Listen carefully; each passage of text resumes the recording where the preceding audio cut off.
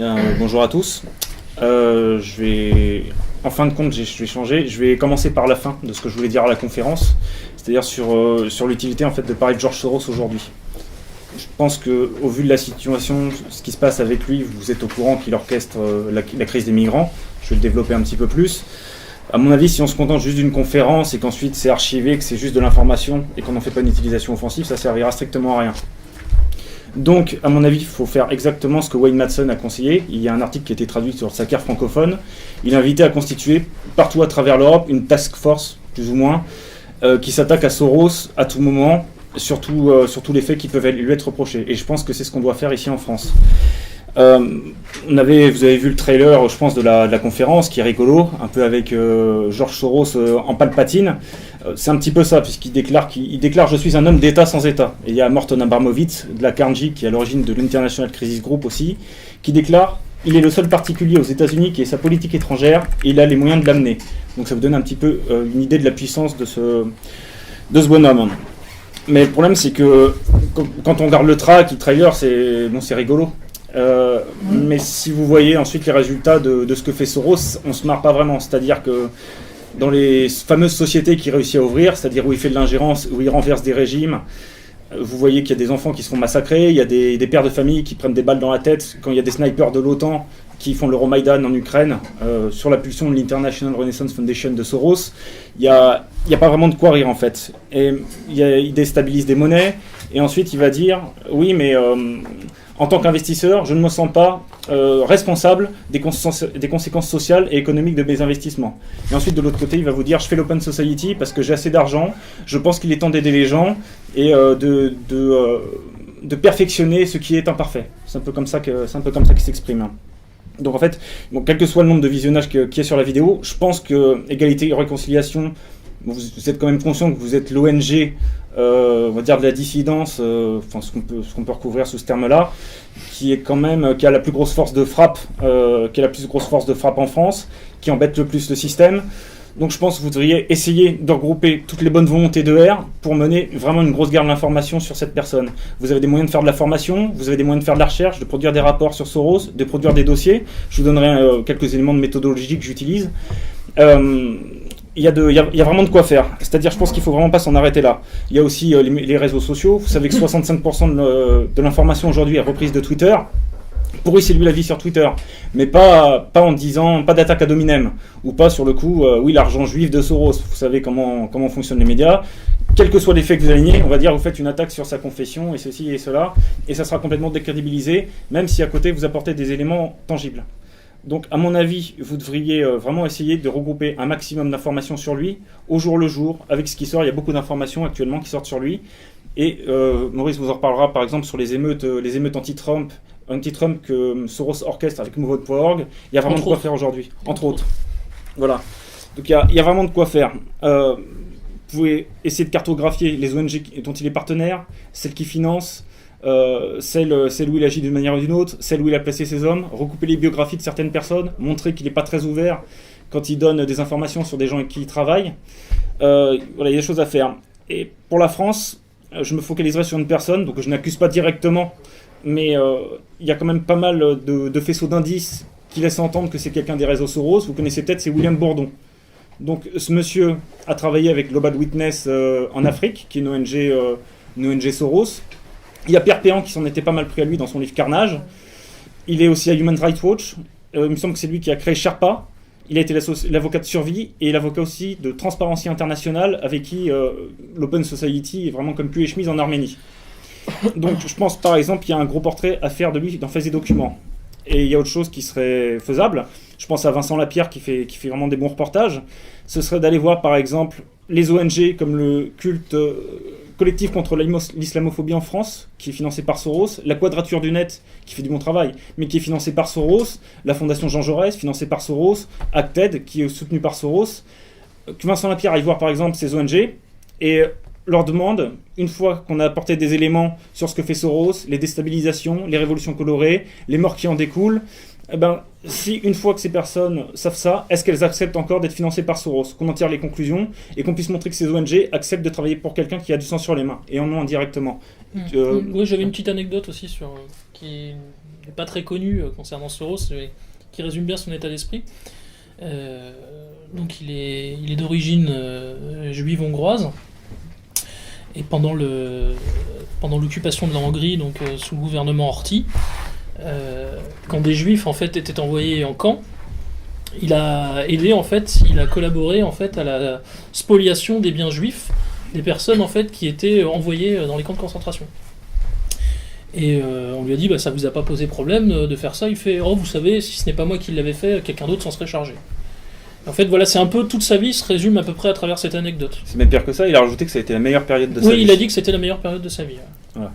Donc, sur la méthodologie, tout ce qui concerne le financier, je pense que vous iriez voir avec Michel Vrac, parce que le financier c'est pas du tout mon truc, lui sera très pointu là-dessus. Mais sur d'autres éléments, sur les méthodes, ce que vous pouvez faire, c'est aller par exemple télécharger les rapports d'activité de ces fondations qui sont disponibles. Enfin, l'Open Society pas toujours disponible, mais d'autres ONG qui financent, par exemple, vous trouvez les rapports d'organisation.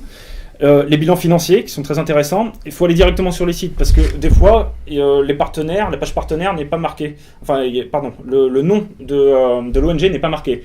Ils mettent juste les logos. Dans certains pays, l'Open Society, si vous n'allez pas sur le site, vous ne saurez pas que l'Open Society est partenaire. Donc allez sur le site. Et comme je le montrerai pour ce qui m'a permis de retrouver que c'était Soros qui était pas mal derrière Welcome to Europe, je suis allé sur un site en hongrois. Et je suis allé dans le bilan financier, mais le bilan financier, c'était pas un PDF professionnel, c'était un scan. Donc par définition, je peux pas trouver les mots par Google. Et une fois que vous regardez ce scan, là vous trouvez quelques informations intéressantes. Mais à partir des moteurs de recherche, vous pouvez pas les trouver. Vous pouvez aller aussi sur les pages de dons, c'est très important. Je parlerai de l'EEA Grants, qui est une grosse ONG norvégienne. Vous verrez que ça a son utilité. Utilisez Google Chrome aussi, parce que quand on fait des recherches sur des sites polonais ou des sites arméniens, c'est bien de pouvoir traduire rapidement les pages. Des fois c'est approximatif, mais globalement vous saisissez le propos, et vous connaissez comme ça les sections où vous reportez pour travailler. Et faites une recherche à ce qu'on pourrait dire un niveau plus 1, parce que quand vous voyez qu'une ONG n'est pas financée par Soros, regardez si cette ONG qui finance l'autre n'est pas elle-même financée par Soros. À la radio, il me semblait qu'on avait parlé de Svetlana Geda en Lituanie, qui a fait une espèce d'expérience de psychologie sociale, une opération antiraciste, et Svetlana Geda est financé par le Centre lituanien des droits de l'homme. Et derrière le Centre lituanien des droits de l'homme, on trouve un autre organisme qui s'appelle l'IPHR, en fait, le Human Rights Monitoring Institute, qui lui est lié à Soros. Et c'est exactement ce que j'ai fait aussi pour Welcome to Europe. Pour le reste, il y a un peu ce que je disais tout à l'heure sur les biographies. Vous verrez que quand je parlerai de la révolution colorée en Arménie, les médias détenus par Soros ne sont pas très clairs sur les biographies. Ils présentent quelqu'un comme un expert indépendant, mais quand vous cherchez un petit peu, que vous voyez partout où la personne a travaillé, c'est pas vraiment le cas. Et enfin, regardez les petites pages des sites, des fois on trouve vraiment des surprises. Là, évidemment, c'est loin, donc vous ne verrez pas. Je suis allé sur le site de PICUM, qui est une plateforme de coopération internationale pour les migrants sans papier, enfin les sans-papiers, c'est Undocumented Migrants en anglais, et vous trouvez la Commission européenne, le Project 10 in Netherlands, le Sea Green Housing Trust, qui est discret, parce que Soros on met beaucoup en avant, mais il n'y a pas que lui, et qui est le plus gros donateur privé de PICUM, et vous trouvez l'Open Society Foundation. Et en dessous, il y a une ligne qui remercie un de ces organismes, et bizarrement, c'est l'Open Society. On apprend que le site est soutenu par un don de l'Open Society, en coopération avec l'Open Society Initiative for Europe, des fondations Open Society. Pourtant, dans le bilan financier de 2014, c'est pas le plus gros donateur. Et on s'aperçoit d'ailleurs, c'est vraiment un hasard de calendrier qu'on retrouve un peu trop souvent, qu'en 2014, PICUM existe depuis 2000, en 2014, c'est la première fois que Soros fait un don à cette ONG-là. Et second exemple pour les pieds de page, il y a un site en Arménie qui s'appelle Eurasia.net. Et Eurasia.net, on se dit, quel lien avec l'Open Society? Vous descendez sur le pied de page et vous avez directement marqué The Open Society Institute. Comme ça, c'est très clair. C'est quelques éléments qui pourraient vous aider à faire quelques recherches. Et sur le reste, pour parler du bonhomme Soros, j'ai commencé avec une citation de lui qui se considère comme un homme d'État sans État. Mais il dit que depuis qu'il est enfant, il a des fantaisies messianiques. Il se rêve comme quelqu'un qui veut vraiment faire des grandes choses pour influencer le monde. Il n'est jamais revenu sur ces déclarations-là, qui sont pourtant assez infantiles. Et quand on lui fait remarquer qu'il avait, pour montrer les contradictions, qu'il avait sauvé Spectrum 9, une boîte de George Bush dans les années 90, il y a The Nation qui lui a posé la question, il a juste répondu « Nous achetons de l'influence politique », ce qui l'a pas empêché d'investir en masse contre George Bush à chaque fois ensuite. Et il était interviewé par Mark Perelman, un journaliste du Monde. Il lui demandait s'il était mégalomane. Soros a répondu peut-être, et qu'il voulait être une légende de son vivant plutôt qu'après sa mort. Ça vous donne un petit peu le personnage. Quant à l'Open Society, qui est son ONG principale, il disait que son but, c'était de rendre les sociétés ouvertes viables et aider à ouvrir les sociétés fermées. C'est-à-dire très clairement faire de l'ingérence et renverser des régimes. Une des influences de Soros, c'est le philosophe Karl Popper, celui qui a écrit La société ouverte et ses ennemis. D'où le nom d'ailleurs Open Society. C'est une référence à Popper. En fait, il l'a vu comme prof à la London School of Economics. Voilà. Ensuite, en quelques dates clés, je vais aller très vite là-dessus. Son premier gros coup, qui n'est rien par rapport à la Banque d'Angleterre en 92, c'est en 1960, quand Allianz vendait en dessous de sa valeur d'actifs, lui a suggéré d'investir, l'action a triplé, il a empoché $1 million. Et c'est à partir de là où il a commencé à se faire une réputation. En 61, il a été naturalisé américain, juste un an après. En 69, il a créé ce qui est maintenant le Soros Fund Management, qui commençait par le Double Eagle Fund. Donc c'est un fonds d'investissement qui était évidemment offshore et domicilié aux Antilles néerlandaises et aux îles Caïmans. Et en 73, après, il y a le Quantum Fund, qui est, comme tu disais, qui a été repris dans James Bond. Dans James Bond, le Quantum of Solace, en fait, le film Quantum of Solace fait référence au Quantum Fund de Soros. Et le personnage, en fait, qui est censé incarner une sorte de Soros, c'est Amalric, dedans. Voilà, pour ceux qui ont vu le film. Voilà. Où le personnage dit nous orchestrons des révolutions dans tel ou tel pays, c'est nous qui décidons quel gouvernement nous renversons ou pas. Ça c'est intéressant. Bon aussi, George est un gros malin parce que à partir de 2011, ce hedge fund est devenu ce qu'on appelle un family office, puisque la SEC, la Security Exchange Commission, a décrété que c'est le gendarme boursier à New York. Voilà, qu'il fallait un petit peu plus de transparence pour éviter ce qui s'était passé en 2008 avec la crise des subprimes. Il y a eu un gros lobbying, mais je crois qu'il n'y a pas Soros derrière, par contre, de pas mal de gens qui ont voulu exempter les family office. Donc ça a réussi à se faire, et les family office ne sont pas tenus de faire les mêmes déclarations que les hedge funds. Donc le Quantum Fund a tout revendu et ne gère plus maintenant que le Soros Fund Management, tout simplement. Donc ce qui lui a permis de faire un petit peu, comme on dit, d'optimisation fiscale. Voilà. Ça, j'ai une question, peut-être que tu peux me préciser. Alors j'avais entendu dire qu'il y avait une particularité chez Soros, chez ses parents, c'est qu'il est une des rares personnes dans le monde, je crois qu'ils sont quelques dizaines, dont la langue maternelle a été l'espéranto. Ce qui est tout sauf négligeable aussi dans son CV, quoi. Ça, c'est ce que j'ai vu sur Wikipédia, mais dans sa biographie, qui est soi-disant non autorisée, qui est en fait éditée par une boîte du Council of Foreign Relations, et Soros y est membre, quoi. C'est pas le cas.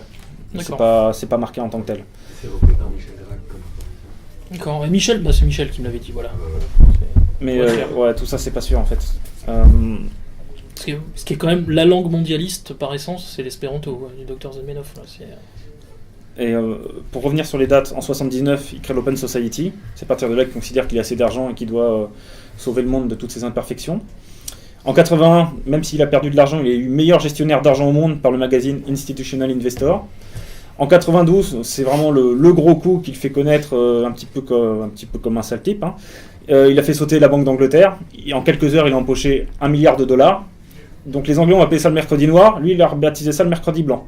C'est pour donner une idée un petit peu des scrupules.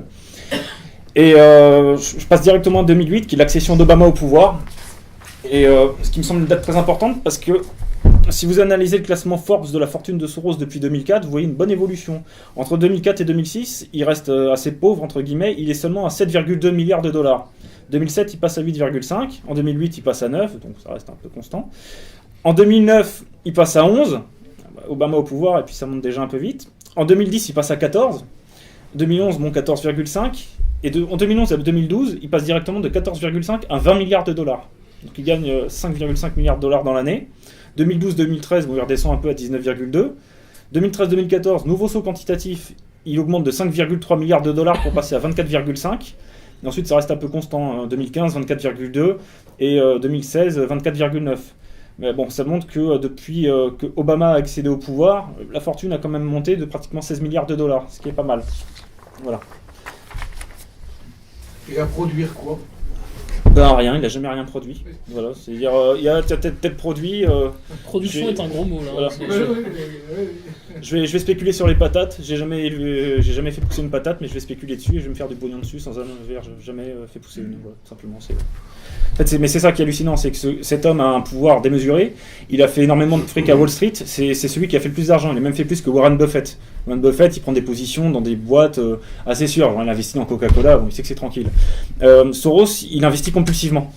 Même s'il y a des pertes, ce qui compte pour lui, c'est d'investir rapidement pour faire des gros coups. Donc souvent ça marche, et on verra qu'il fait pas mal d'influence pour que ça marche aussi, mais voilà. C'est une caricature du spéculateur. C'est la caricature du spéculateur, en fin de compte. Ensuite, pour être exhaustif, puisque le titre de la conférence c'est Soros Wars ou l'Empire Soros, c'est pas possible en fait d'être exhaustif avec lui. C'est impossible. Pour une raison simple, il y a un site qui s'appelle ibillionnaire.me qui donne les portefeuilles donc trimestriels d'actions des milliardaires. Soros a des parts dans 212 entreprises. Donc je vais pas pouvoir vous les faire, juste c'est un peu cocasse. On peut noter que son 5e plus gros investissement c'est dans Dow Chemical, qui a été un des producteurs de l'agent orange durant la guerre du Vietnam. Sinon il y a des grandes boîtes, PayPal, eBay, Facebook, Google, American Airlines, Amazon, Time Warner, McDonald's, les films Lionsgate, la banque Wells Fargo et même chez Office Depot. Et sur la répartition, il investit, je vais vous la donner quand même, à 21% dans la technologie, donc comme Facebook, Google, 18% dans la consommation, ce qu'on appelle discrétionnaire, comme Amazon, Time Warner, 14% dans les produits de consommation, 12% dans le business de la santé, un peu moins de 12% dans les services financiers, 6% dans ce qu'on appelle les materials, donc Dow Chemicals en est un exemple, 6% dans l'énergie et presque autant dans les produits industriels et dans les télécommunications. Dow Chemical, c'est pas la boîte qui est à l'origine de la tragédie de Bhopal aussi?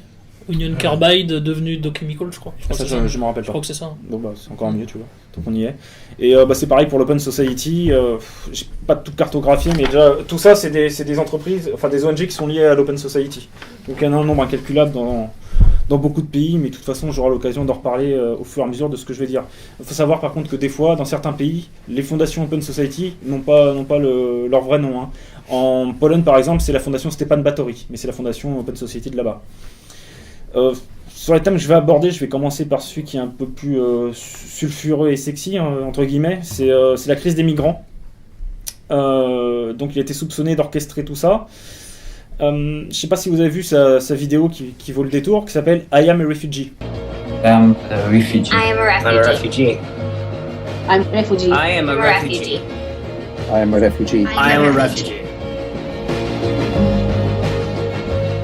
Qui est disponible sur l'Open Society. Je vous invite à aller la voir, c'est d'enfer. C'est plein de pathos. C'est un peu mensonger sur la proportion, puisque dans la vidéo, il doit y avoir 60% d'hommes et 40% de femmes. Il a quand même le cynisme de mettre les noms de différents pays avec différentes années, dont des pays où il a fait des révolutions colorées.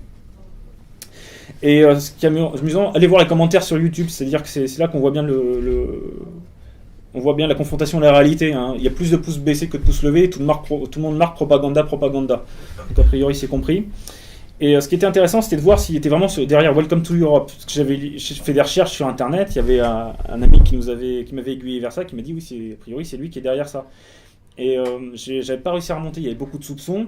On a vu, pour ceux qui sont allés sur le Domain Tools, le site Domain Tools qui permet de savoir qui est derrière un site, c'était quelqu'un qui s'appelle Bernd Kasparek, qui est allemand et qui a une ONG qui s'appelle Border Monitoring, qui serait derrière Welcome to Europe, mais en fouillant, on ne trouvait pas.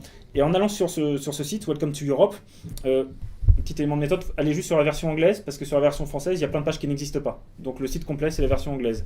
Vous allez sur les pages de dons, pour faire un don, si vous voulez, ou pas, et vous voyez que l'association parent à qui vous faites un don, c'est Border Monitoring. Et Welcome to Europe parle ailleurs de Border Monitoring. Ils exposent que... il y a un projet Border Monitoring qui est en cours qui s'appelle Border Monitoring Project Ukraine. Donc vous cliquez sur le lien, vous allez sur ce site et vous regardez dans l'onglet Histoire qui est derrière Border Monitoring. Et vous apprenez qu'il y a le Haut Commissariat aux réfugiés et qu'il y a également un comité Helsinki hongrois. Vous allez sur... c'est ça, je vous parlais des scans tout à l'heure. Vous allez sur le site le comité Helsinki de Hongrie qui est donc finance Border Monitoring et donc Welcome to Europe. Vous allez sur le bilan de 2014 et c'est là que vous trouvez à plusieurs endroits qu'il y a bien en effet des financements de l'Open Society. J'ai retrouvé au moins 3 endroits. Le plus haut, là, c'est la Hawke Foundation qui est dans pas mal de sales coups mais qui est beaucoup plus discrète, qui est aussi dans le lobby énergétique et le lobby bleu.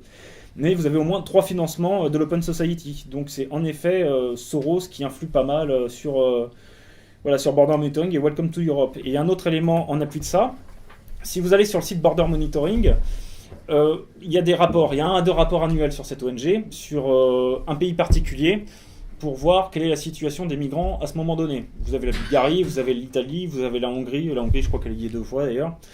Et il suffit de regarder les noms des gens qui écrivent les rapports et ensuite de faire des petites recherches Google pour trouver les parcours. Et il y en a plusieurs d'entre eux qui sont, en fin de compte, diplômés de l'Université d'Europe centrale, que vous connaissez peut-être, qui a été fondée par George Soros en 1991. Donc là, au bout d'un moment, il y a tellement de faisceaux d'indices qu'on voit bien que c'est lui qui est derrière Welcome to Europe. Et le fameux Bernd Kasparek, dont je parlais tout à l'heure, est également un des auteurs de ces divers rapports. Donc il ne s'arrête pas là non plus, il a créé même des ONG pro-migrants. En Grèce, il a voulu être un peu discret, donc c'est pas une open society qui s'occupe des migrants, c'est une ONG qui s'appelle Solidarity Now, qu'il a, autre hasard de calendrier, qu'il a créé en 2013. Et cette ONG est partenaire d'autres organisations qui aident aussi les migrants. Il y a une grande qui s'appelle le Greek Council for Refugees, Desmos Direct, il y a Arsis, il y en a pas mal. Et il n'y a pas que ça. Sur les partenariats, je vous parlais de l'EEA Grants tout à l'heure, qui est une organisation pratiquement exclusivement norvégienne, qui donne beaucoup d'argent aussi pour les migrants. Et quand vous allez sur le site, vous allez dans la section ONG, programme civil, et vous voyez qu'il y a des opérateurs de programme, c'est-à-dire des gens à qui l'ONG donne l'argent et qui redistribue pour s'assurer l'opérateur programme redistribue pour s'assurer de la bonne marche de l'opération. Et en Bulgarie, en ce qui concerne les migrants, vous voyez que c'est l'Open Society Sofia de Bulgarie, donc. Et pour la Pologne, c'est la fameuse Stefan Batory. Et notez aussi que Jonas Garstor, qui dirige ce EEA Grants, est membre du conseil d'administration de l'International Crisis Group, où on retrouve Soros. C'est-à-dire c'est vraiment un monde très petit. Ce dernier a d'ailleurs déjà rencontré Soros, et l'Open Society avait fait un rapport en 2013, s'appelle Les Somaliens en Norvège, les Somaliens dans les villes européennes, qui rendait hommage à la politique de la société ouverte de M. Garstor. Et vous avez peut-être vu, le 26 septembre, il y a Soros qui nous a gratifié d'un plan pour l'Europe en 6 points pour les migrants. Donc c'était contre Viktor Orban. Et Soros entendait, dit-il, défendre les valeurs européennes, celle du mondialisme en fait. Et on retrouve les mêmes éléments de langage que Welcome to Europe. C'est, vous savez, la frontière à l'obstacle. Notre plan considère la protection des réfugiés comme l'objectif et les frontières nationales comme l'obstacle. Voilà. Pour nous aider à nous délester du fardeau de notre souveraineté. Donc il commence évidemment par un réquisitoire contre l'absence d'une politique migratoire commune. Il critique l'égoïsme des États, ce qui est marrant parce que quand vous lisez sa biographie non autorisée, il reconnaît lui-même qu'il est quelqu'un de très égoïste. Voilà. Encore une fois, la paille et la poutre. Et d'après lui, c'est évidemment les demandeurs d'asile qui ont été les principales victimes. Si vous allez sur le site de l'Open Society, il n'y a pas un seul mot sur Cologne. Vous cherchez les archives, il n'y a rien du tout. Pas un seul mot sur cette histoire. Zurich. Non, pareil. Parce qu'il y a eu plusieurs villes. Non, c'est un oubli sûrement. Donc le plan 6 points. Premier point, il dit que l'Union européenne doit accepter au moins 1 million de demandeurs d'asile par an. Comme on voit que ce qu'on entend publiquement, on voit d'où ça vient. Répartis équitablement entre les pays. Et à ce titre, l'Union européenne devrait donner 15 000 € à chaque demandeur d'asile pour chacune des 2 premières années afin de leur permettre de couvrir leurs divers frais. Donc pour cela, il serait possible de soulever des fonds en émettant des obligations, etc. Son jarabia financier. Et il dit aussi qu'il faut tenir compte des préférences des migrants en fonction de là où ils veulent aller. Espérons qu'ils ne veulent pas tous aller en France. L'Union européenne, deuxième point, doit financer le Liban, la Jordanie et la Turquie, qui ont 4 millions de réfugiés chez eux, soit 20 milliards d'euros, c'est-à-dire 5 000 par réfugié. L'Union européenne devrait également, je cite, aider à créer des zones économiques spéciales avec un statut commercial privilégié dans la région, y compris en Tunisie et au Maroc, pour attirer les investissements et créer des emplois pour les habitants et les réfugiés. Donc il n'y a pas du tout d'intérêt de business pour Soros là-dedans. Troisième, c'est que l'Union européenne doit avoir une seule politique migratoire, tout simplement, et établir des règles communes pour l'emploi et les prestations adéquates. Quatrième, et c'est là qu'on reconnaît aussi le rôle avec Welcome to Europe, qui a, ça je ne l'ai pas dit, mais qui a un espèce de live blog qui annonce au jour le jour les voies d'accès les plus faciles au travers des pays des Balkans pour accéder à l'Europe. Ça donne plein d'infos sur des manières de contourner, sur des manières de se faire aider. C'est assez intéressant d'ailleurs à regarder. Donc, quatrième point, des chaînes de sécurité doivent être mises en place en commençant par mener les migrants de Grèce et d'Italie vers leur destination finale. Ces chaînes devront ensuite être étendues afin de réduire le nombre de migrants qui risquent leur vie en traversant la Méditerranée. De ce fait, je cite, s'ils ont une meilleure chance d'atteindre l'Europe, ils seront bien moins enclins à rester où ils sont. C'est un petit appel d'air. Et ce qui devra se faire, bien sûr, avec l'Agence aux réfugiés des Nations Unies, qui collabore un petit peu partout avec Soros pour faire venir les migrants. C'est le bon mot. Ah ouais, non, mais c'était fait exprès, t'en fais pas. Cinquième point, les arrangements opérationnels et financiers développés par l'Union européenne devraient être utilisés pour établir des normes mondiales dans le traitement des demandeurs d'asile et des migrants. Et sixième point, pour absorber et intégrer plus d'1 million de ces personnes par an, l'Union européenne aura besoin de mobiliser le secteur privé, notamment pour s'assurer des financements suffisants, donc ONG, groupes religieux et entreprises. Donc heureusement que Soros sera là pour apporter un petit coup de main à ce niveau-là. Donc voilà ce que j'avais à vous dire pour les migrants. Donc vous voyez qu'il est quand même, non seulement il orchestre, mais il est même profondément impliqué. Et on va le retrouver aussi vraiment impliqué dans l'influence au niveau des politiques, dans le point que je vais aborder après, qui est la révolution colorée en Arménie. Mais avant d'en parler, je vais le citer en fait. Ce qu'il disait en 2002, avant la révolution de Géorgie de 2003. Il disait il est nécessaire de mobiliser la société civile pour assurer des élections libres et équitables, car de nombreuses forces à l'œuvre tentent de les falsifier ou de les empêcher. Nous avons fait de même en Slovaquie du temps de Misia, en Croatie du temps de Tudjman et en Yougoslavie du temps de Milosevic. Voilà.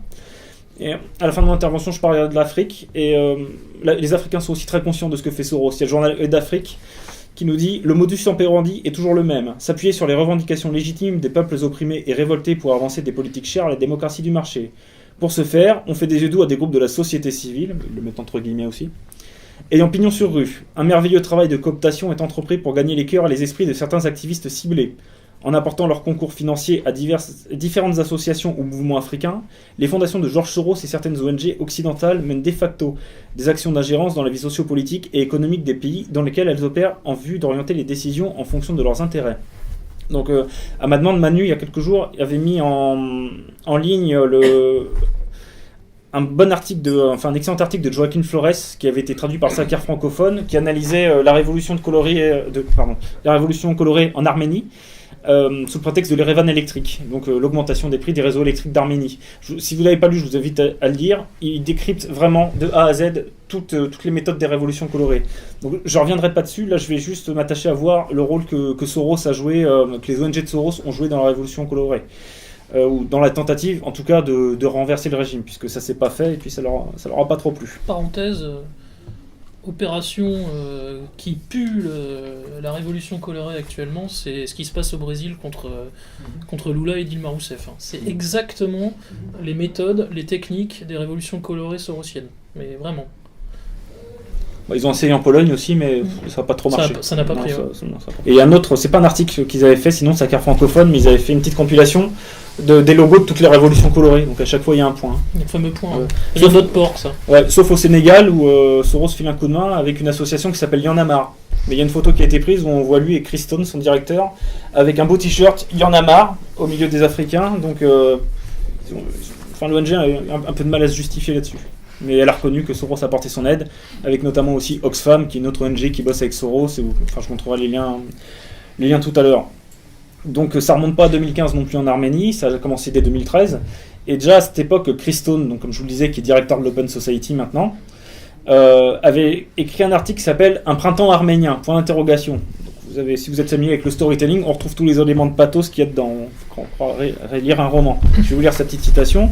Dit « Les raisons du désespoir étaient claires. Le président Serge Sargsyan préside un gouvernement corrompu, voire criminel, ce qui n'est pas du tout le cas d'Obama. Un petit nombre d'oligarques dirigent l'économie et contrôlent ses marchés. La répression violente des manifestations suite à l'élection de Sargsyan en 2008, combinée à un impact dévastateur de la crise financière globale en Arménie, la guerre sporadique avec l'Azerbaïdjan et l'échec des négociations frontalières avec la Turquie, ont substantiellement aggravé le cynisme, la pauvreté et le désespoir en même temps qu'il entraînait l'émigration. Mais, heureusement, un ancien ministre, je cite relativement obscur, a choisi de défier le président. Quelqu'un qui s'appelle Rafi Avinosian, qui n'est pas si obscur que ça, comme vous le verrez, et qui a reçu de nombreuses voix, mais pas assez.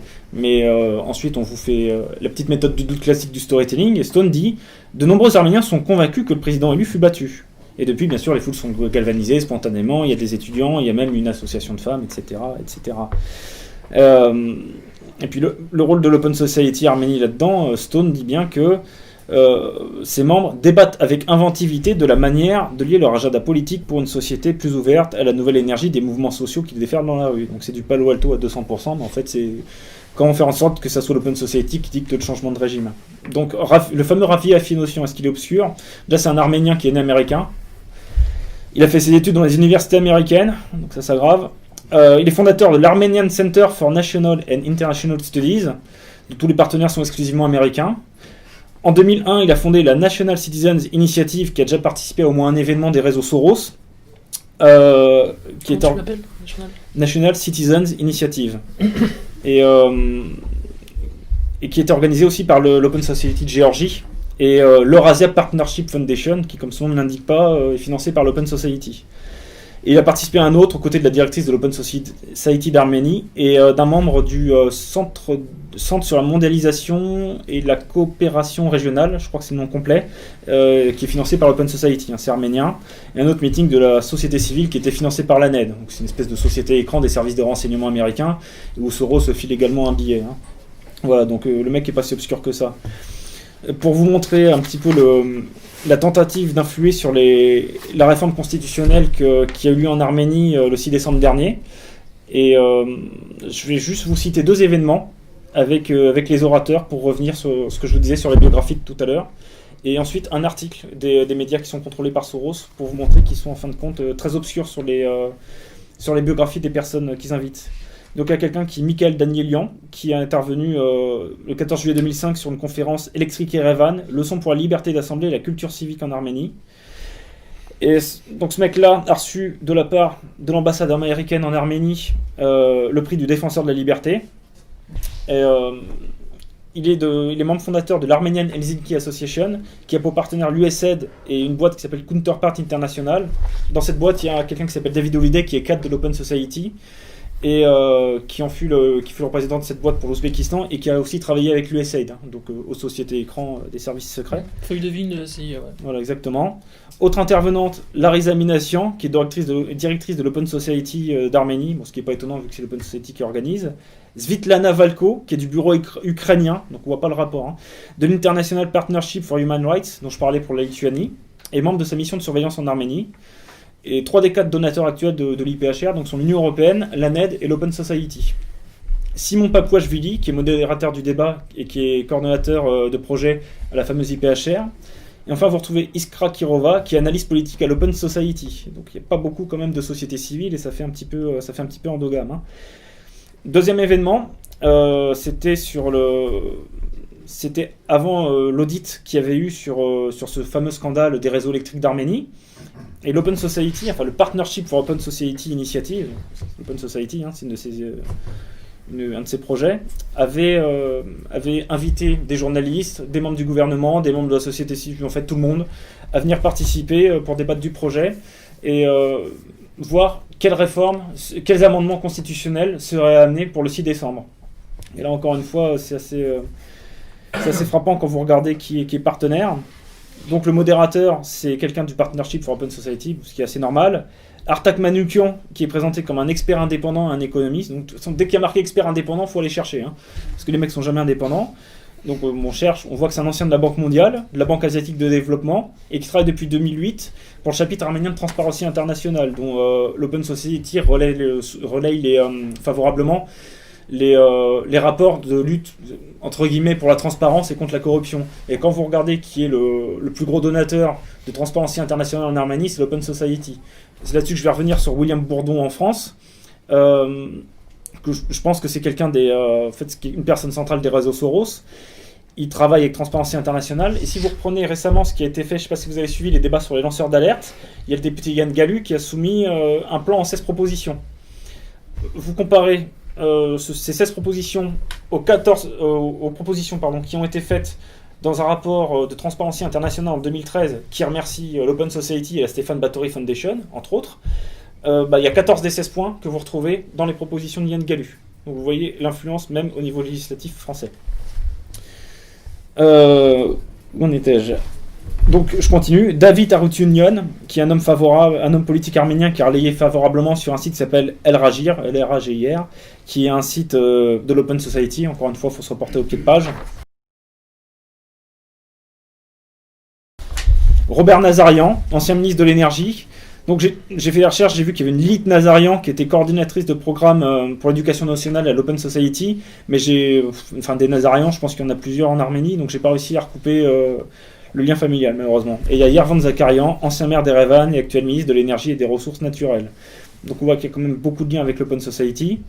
Et je terminerai là-dessus sur un article du 4 novembre 2015 qui s'appelle « Arménie, à qui profite la réforme constitutionnelle » qui a été publié sur eurasia.net, donc le petit pied de page que je vous ai montré en début d'intervention, et qui interroge plusieurs personnes, dont une personne qui s'appelle Zara Ovanisian, qui est juste présentée comme une activiste, mais pareil, en fouillant, on voit qu'elle est co-signataire avec l'Open Society, Transparency International et d'autres ONG, d'une déclaration de la société civile qui a vertement critiqué l'ambassadeur russe en Arménie, parce que cet ambassadeur avait dit qu'il fallait mettre fin aux actions de cette fameuse société civile qui détériorait les relations russo-arméniennes.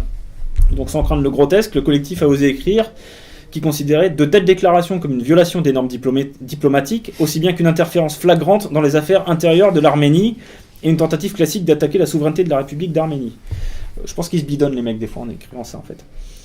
Ensuite, vous retrouvez Stepan Danielian, qui est président du Partnership for Democracy Center, qui est en fait pas le vrai nom de cet organisme. Le vrai nom, c'est Collaboration for Democracy, et l'article de Razia oublie évidemment de préciser que cette organisation et son site parent sont financés par l'Open Society. Vardan Oskanian, ancien ministre des Affaires étrangères, et là encore l'article oublie de dire que cette personne est à l'origine de la Civilitas Foundation. Parmi ses partenaires, on trouve donc l'Eurasia Partnership Foundation, dont j'ai déjà parlé. Et petite cerise sur le gâteau, ce gars-là rédige des articles sur Al Jazeera, donc la chaîne du Qatar, où il dit énormément de bien de Kissinger, mais pas trop de la Russie. Enfin, Stepan Grigorian, qui est directeur du Centre sur la mondialisation et la coopération régionale, dont je vous avais déjà parlé tout à l'heure. Donc en fait, on voit qu'il y a au moins pour les derniers mois, on peut continuer en cherchant dans pas mal de médias et d'interventions, mais il y a du Soros partout, alors qu'au départ, c'est censé juste être des éléments épars de la société civile qui cherchent à collaborer de manière plus ou moins désintéressée entre eux pour influer positivement sur les amendements constitutionnels. Et en fait, c'est pas du tout le cas. C'est le principe de la toile d'araignée, en fait. Exactement. Ensuite, Soros, il est en Arménie depuis 97. J'ai retrouvé un rapport de l'Open Society qui date de 99, qui fait déjà état de la gérance. Qui est introduit d'une citation du président de l'Open Society d'alors, qui est, je sais plus si c'est le président national, parce que le président international de l'époque c'était Arjen Neyer, qui est le fondateur de Human Rights Watch aussi. Il a été directeur de l'Open Society de 93 à 2012. Il disait « Les assassinats du Premier ministre et du porte-parole du Parlement en octobre servirent à nous rappeler combien la mission de la société ouverte en Arménie est urgente et importante. » Voilà, toujours cette Open Society. Et cette année-là, l'Open Society a filé plus de 2 millions de dollars à diverses organisations en Arménie. Donc 440 000 dollars à l'éducation, 434 000 à l'information, 263 000 aux médias. Et il y a une petite note en bas de page qui précise qu'il y a d'autres organisations qui sont soutenues par Soros qui ont donné pour 767 000 dollars en Arménie cette année-là, principalement pour des programmes éducatifs. Voilà. Vous pouvez ensuite...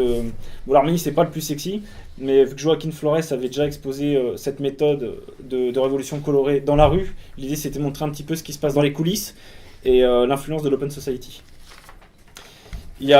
Soros a aussi beaucoup d'influence sur le côté business. J'essaie d'aborder un petit peu tous les aspects. Donc je vais parler un petit peu côté ses investissements dans l'économie.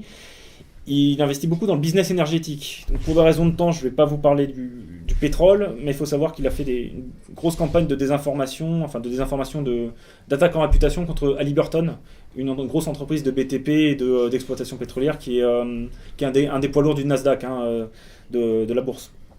Qui est composé d'une belle bande de fumier quand même. Mais... Ouais, exactement.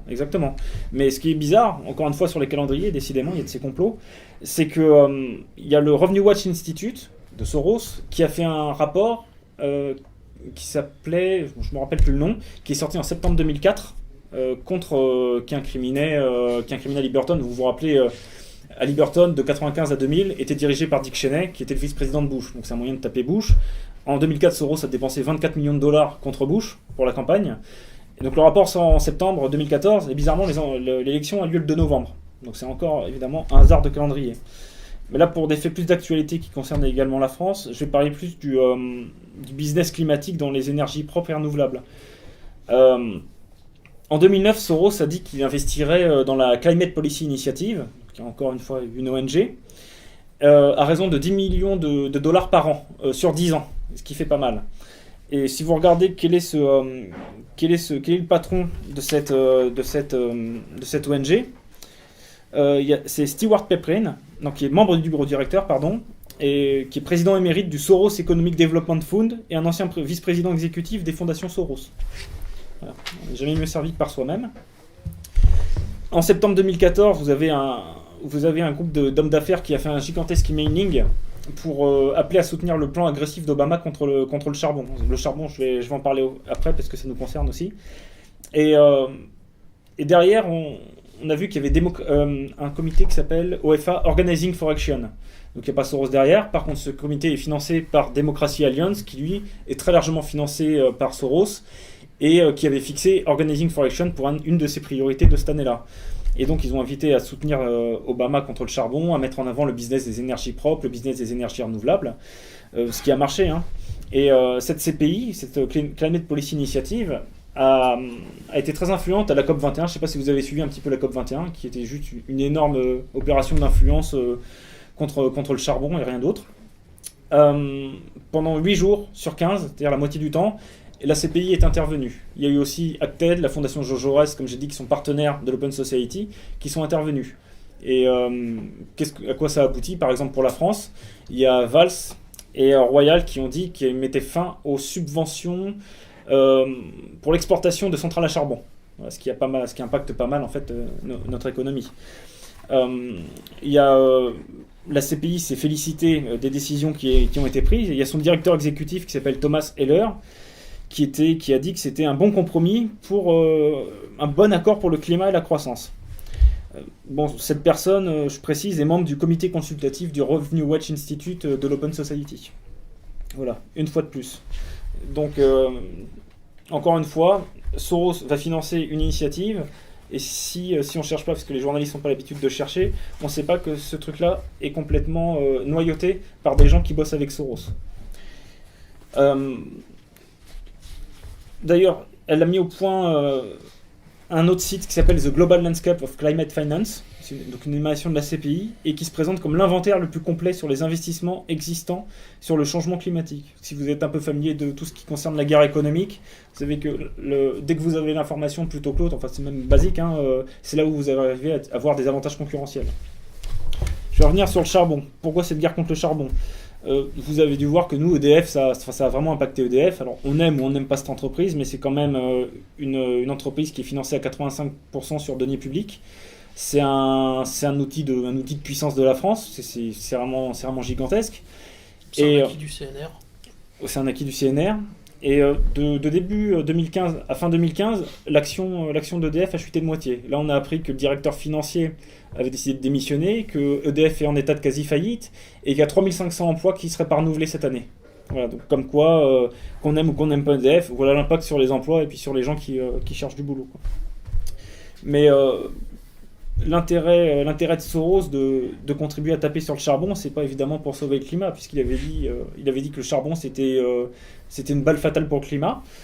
Mais sous l'administration Obama, il y a deux géants de l'énergie aux États-Unis qui s'appellent Peabody Energy et Arch Coal qui sont complètement cassés la figure. Peabody Energy, l'action est passée de $90 à $1, qui sont fait littéralement écraser. Et je crois que c'est Arch Coal qui est en état de quasi faillite. Oui, je crois. Il me semble. Bref, une fois que l'action est tombée à $1 sous l'effet du lobbying de Soros et de ses copains, Soros a racheté. Donc lui qui déteste le charbon, qui est dangereux pour le climat, il a acheté pour 2 millions d'actions chez Peabody Energy et 553 000 actions chez Arch Coal. Donc évidemment, il y a des gens qui ont demandé à la Climate Policy Initiative de s'expliquer un petit peu sur cette manœuvre de Soros, mais il n'y a pas eu de réponse de l'ONG. Voilà, un petit peu la guerre économique. Ensuite, si on se demande qui a décidé, vous savez que Obama c'est un mariole, hein, il y a des gens derrière lui, et que Soros a énormément d'influence. Donc indirectement, la guerre économique qui a été menée contre le charbon en France, à mon avis, on peut y voir aussi la main de Soros. Voilà. Je voulais vous parler de Amesis, j'aurai pas le temps, donc je vais laisser de côté. Je vais conclure en parlant de l'Afrique et d'une opération de déstabilisation que Soros avait montée là-bas. Enfin, encore une fois, c'est les réseaux Soros. Hein. Quand je dis Soros, il faut comprendre ces ONG. Et c'était contre un autre champion français, pas non plus obligé d'apprécier, qui est Areva, et qui extrait 40% de son uranium au Niger. Donc là-bas, c'est avec Oxfam que l'Open Society a bossé. Oxfam, donc c'est une ONG qui avait fait on en avait parlé à la radio, qui a fait un rapport qui s'appelle Émission d'État avec les Amis de la Terre contre EDF et Engie. C'est comment les centrales d'EDF et Engie réchauffent la planète. Et on avait remonté les financements des Amis de la Terre, puisque Oxfam n'avait pas encore publié les siens, et on voyait que derrière, ils avaient reçu 70 000 € de la part de l'European Climate Foundation pour mettre fin aux subventions contre le charbon. Donc on voit que sous prétexte de jouer le bon écologiste et de sauver la Terre, en fait, ils servent juste de mercenaires à une fondation qui est elle-même financée par des entreprises qui investissent dans le business des énergies propres et des énergies renouvelables. Voilà, une petite méthode de désinformation et d'influence. Et ce qui s'est passé au Niger, c'est que donc il y a un rapport qui a été produit et que Le Monde a rapporté fin 2013, en novembre 2013, qui parlait d'un partenariat déséquilibré entre Areva et Niger. Bref, Areva abuserait un petit peu de sa situation. Mais encore une fois, on va regarder qui est l'auteur de ce rapport. C'est quelqu'un qui s'appelle Anne-Sophie Saint-Père.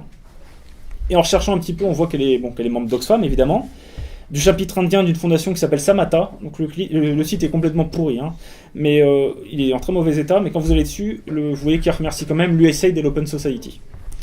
Et elle est également membre de CEE Bankwatch Network, qui est une organisation qui a reçu des financements de l'Open Society et de Revenue Watch Institute de Soros. Donc encore une fois, on peut se demander, est-ce que c'est vraiment pour critiquer Areva ou est-ce que c'est pour mener une opération de guerre économique pour que, une fois qu'Areva se casse la figure et se fait éjecter du Niger, ça soit pas une grosse entreprise américaine qui prenne le relais. C'est une question rhétorique. Hein. Par contre, même le scandale Areva Uramine peut être vu aussi à travers ce prisme. Hein. Oui, mais de toute façon, dès qu'il y a, mais ça c'est ce que les journalistes devraient faire, c'est aller voir, enfin, ça serait aller voir à chaque fois pourquoi il y a une opération qui est menée. Toujours se poser les questions qui, quoi, où, quand, comment, pourquoi. Enfin, le pourquoi découle des 5 premières questions, des réponses aux 5 premières questions. Nous, on peut se demander pourquoi, par exemple, le monde Afrique a oublié de mentionner certaines choses sur le rapport d'Oxfam. Par exemple, ils n'ont pas dit que ça a été fait avec le ROTAB. Je suis désolé, je ne me rappelle plus exactement ce que ça veut dire. Qui s'assure par ailleurs, le ROTAB s'assure par ailleurs aux membres de la mise en œuvre d'une initiative qui s'appelle l'EITI, Extractive Industries Transparency Initiative, qui a été lancée par Tony Blair, par Soros et par des ONG comme Global Witness, hein, donc, que finance Soros, et qui demande juste que les pays du tiers-monde transmettent toutes leurs données disponibles sur leurs ressources, bien évidemment pour lutter contre la corruption et pour la transparence. Mais en fait, le monde ne parle que d'Oxfam. Il ne parle pas du ROTAB, qui est aussi membre d'une initiative qui s'appelle Publier ce que vous payez, de l'Open Society. Mais c'est assez simple. Je ne sais pas si vous allez sur Le Monde Afrique, si vous avez du temps à perdre. Vous allez dans la colonne de droite, vous descendez un petit peu et vous voyez qui sont ces 4 partenaires. Vous avez l'Agence française de développement, la Banque mondiale, la Fondation Bill and Melinda Gates et l'Open Society Institute for West Africa. Voilà, ce qui peut expliquer quelque chose. Ensuite... En 2014, il y a l'Open Society qui s'y est mise et qui a à son tour commencé à attaquer Areva. Hein. Et au moins, le monde a donné la réponse d'Areva, et ça me semble une réponse sensée. Depuis 40 ans, l'État du Niger a perçu 871 millions d'euros, c'est-à-dire 85% des revenus directs. Areva, 129 millions d'euros, soit 13%, et 24 millions d'euros pour les partenaires directs étrangers, soit 2%. Il est important d'avoir conscience que 2 mines d'uranium ne peuvent financer seules le développement économique d'un pays de plus de 17 millions d'habitants. Bon, ce qui semble assez évident. Et vous savez que ce qu'on appelle l'opinion publique fonctionne à l'image, à la guerre médiatique, à la désinformation. Donc si on reprend les actions, le cours des actions d'Areva depuis le 28 janvier 2011, elle a chuté de plus de 80%. Voilà, donc évidemment c'est pas monocausal, hein. Vous avez peut-être suivi, il y avait Thierry Doll, donc qui est un ancien otage Jack-Me, qui à la fin de l'année dernière a dit qu'il porterait plainte contre l'État et puis contre Areva. Donc il y a plein de causes. Mais on peut se dire que toutes ces actions de déstabilisation, de guerre d'information ont pu aussi impacter l'avenir de l'entreprise et sa situation. Je conclurai en vous citant 2-3 brèves qui me semblent assez intéressantes pour comprendre ce que fait Soros en Afrique, qui ont été faites par une revue qui s'appelle Africa Mining Intelligence. Donc faut acheter le dossier sur Internet. Mais déjà depuis longtemps, ils ont compris ce qui se passait. En 2005, ils s'interrogeaient sur des possibles conflits d'intérêts concernant Soros. Donc, je cite la brève. Actionnaire d'une société présente dans la Joint Development Zone entre le Nigeria et Sao Tomé, George Soros finance également une enquête sur l'attribution des permis dans cette région. Le mois dernier, Adelino Pereira, procureur général de Sao Tomé, a initié une enquête sur les conditions d'attribution des permis dans la Joint Development Zone entre le Nigeria et Sao Tomé. Plusieurs des sociétés qui y ont obtenu des blocs ne disposent en effet d'aucune expérience pétrolière, mais ont en revanche des liens solides avec les présidences du Nigeria et de Sao Tomé. Adelino Pereira est aidé par 2 avocats américains, Dobiland Genkamp et Becky Jacobs, détachés par l'Internal Senior Lawyers Project, une ONG américaine dont l'Open Society, la fondation philanthropique de George Soros, est l'un des principaux mécènes.